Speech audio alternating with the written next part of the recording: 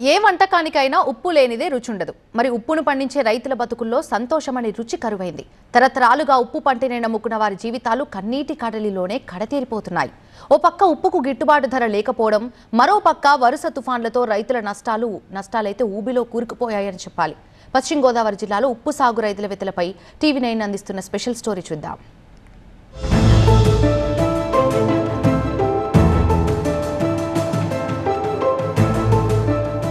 పశ్చిమ గోదావరి జిల్లా నరసాపురం మండలం బియ్యపుతిప్ప నుంచి మొగల్తూరు మండలం మొళ్లపర్రు వరకు 19 కిలోమీటర్ల మేర సముద్ర తీరం ఉన్న 9 గ్రామాల ప్రజలకు ఉప్పు సాగే జీవనాధారం.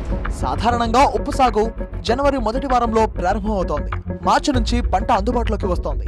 గిట్టుబాటు ధర కోసం ఎగుమతి చేయడానికి సాగు చేసిన ఉప్పు మడుల వద్ద గట్టుపైన రాసులుగా ఉంచేస్తుంటారు.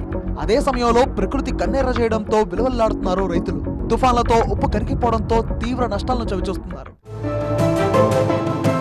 ఓఎస్ఎస్ ఫర్టిలిటీలో ఇక్కడ ప్రతి అడుగులో ఎక్స్పీరియన్స్ డాక్టర్స్ ఉంటారు. In the good hands of science. Mummy daddy అవ్వాలంటే ఓఎస్ఎస్ కి కాల్ చేయండి.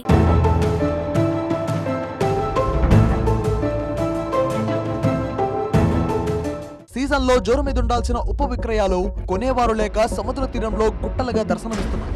వేలకు వేలు పెట్టుబడులు పెట్టి సాగు చేసిన రైతులు కొనుగోళ్లు లేక మద్దతు ధర రాకపోవడంతో ఆర్థికంగా కుదేలవుతున్నారు.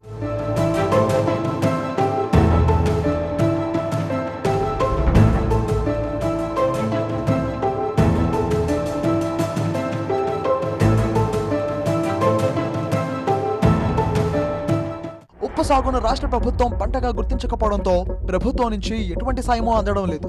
సాగు ఖర్చులకు దళారుల వద్ద అప్పులు చేస్తున్నారు రైతులు. దిగుబడిని వ్యాపారులు చెప్పిన ధరకే అమ్ముతున్నారు రైతులు. మద్దతు ధర అడిగితే అప్పులు తీర్చమని రైతులపై ఒత్తిడి చేస్తున్నారు వ్యాపారులు. ఇలా దళారుల ఆగడాలు, తూకాల్లో మోసాలతో నష్టపోయామంటున్నారు ఉప్పు రైతులు. తయారైన ఉప్పును మడుల నుంచి తరలించేందుకు రోడ్డు సౌకర్యం లేకపోవడం, ఉప్పును భద్రపరిచేందుకు గోదాములు అందుబాటులో లేకపోవడంతో మడుల వద్దే ఉప్పును ఉంచాల్సిన పరిస్థితి నెలకొందంటున్నారు రైతులు. తీర ప్రాంత గ్రామాలైనటువంటి ఈ ఈ కింద ఏరియాలన్నీ కూడా ఉప్పు పంటనే విపరీతంగా సాగు చేసేవి. నరసాపురం కోస్టల్ ఏరియా అయినటువంటి ఈ గ్రామాలన్నీ కూడా ఒకప్పుడు ఉప్పు పంట మీద ఆధారపడి బ్రతికేటువంటి గ్రామాలు ఇవి.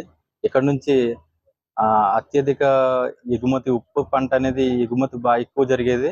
కానీ ఈ రోజుల్లో ఇప్పుడు చూస్తున్నప్పటికీ కూడా ఉప్పు పంట అనేది పోయి చెరువులు, ఆ కాలువలో అటువంటి పరిస్థితికి వచ్చేసినాయి. దీనికి కారణం ప్రభుత్వాలు సరిగా వీటి మీద పట్టించుకోకపోవడం, కనీసం గిట్టుబాటు ధర లేకపోవడం, రైతులకి సబ్సిడీలు, అలాగే ఉప్పు పంట చేసిన దాన్ని ఈ స్టోరేజ్లు ఏవైతే ఉన్నాయో అవి లేకపోవడం, ఇలాంటి ప్రధాన సమస్యల వల్ల రైతులు చేసిన దాన్ని అకాల వర్షాల్లో కరిగిపెట్టేసుకోవడం తప్ప ఏమి చేయలేని పరిస్థితిలో ఉండిపోయి ఇంకా ఈ పంటని ఎంత కొంతగా తగ్గించేసి చెరువులకి వీటికి మార్చేస్తున్నారు. జిల్లాలో గత 10 ఏళ్లలో ఉప్పు రైతులు భారీ వర్షాలతోనే కాక తుఫాన్లు వంటి విపత్తుల బారిన పడి తీవ్ర నష్టాలను చవిచూశారు. 6,000 ఎకరాల్లో 3 కోట్ల రూపాయలకు పైగా నష్టం వాటిల్లింది. ప్రభుత్వం నుంచి ఒక్క పైసా సాయం అందలేదంటున్నారు రైతులు. పీఎం లంక తూర్పు తాళును కేంద్ర మంత్రి నిర్మలా సీతారామన్ దత్తత తీసుకోవడంతో రైతులకు ప్రయోజనం కలిగేలా సాల్ట్ కమిషన్ అధికారులు శిక్షణ కార్యక్రమాలు ఏర్పాటు చేశారు. రైతులను గుజరాత్ తీసుకెళ్లి ఆధునిక పద్ధతుల్లో సాగు విధానాలపై అవగాహన కల్పించారు. కానీ సాల్ట్ కమిషన్ నివేదిక ఆధారంగా ప్రయోగాత్మకంగా పంట సాగుకు చర్యలు చేపడతామన్న హామీ ఇంతవరకు అమలుకు నోచుకోలేదు.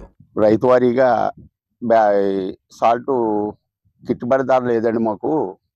దీనికి నిల్వ చేసుకోవటం కూడా వసతి సరిపోక లేక గిట్టుబాటు రేట్లో అమ్ముకోవాలనుకుంటే మరి ఆ రోజు మేము నిల్వ చేసుకోవటానికేమో మాకు ఎటువంటి సౌకర్యం లేదండి. లేని ఎడల ఇవాళ ఏదో రకంగా అక్కడక్కడగా పెట్టుకుండి అమ్ముకుంటేనేమో గిట్టుబాటు ధర ఏమో ఇప్పుడు అవ్వట్లేదండి. గిట్టుబాటు టైంలో అమ్ముకోవటానికేమో మాకు సరైన మార్గం లేదు. ఏదన్నా గురం అంటే అటువంటిది ఏమన్నా ప్రభుత్వ పరంగా ఏర్పాటు చేస్తే రైతులకి సేవ్ అవుతాము.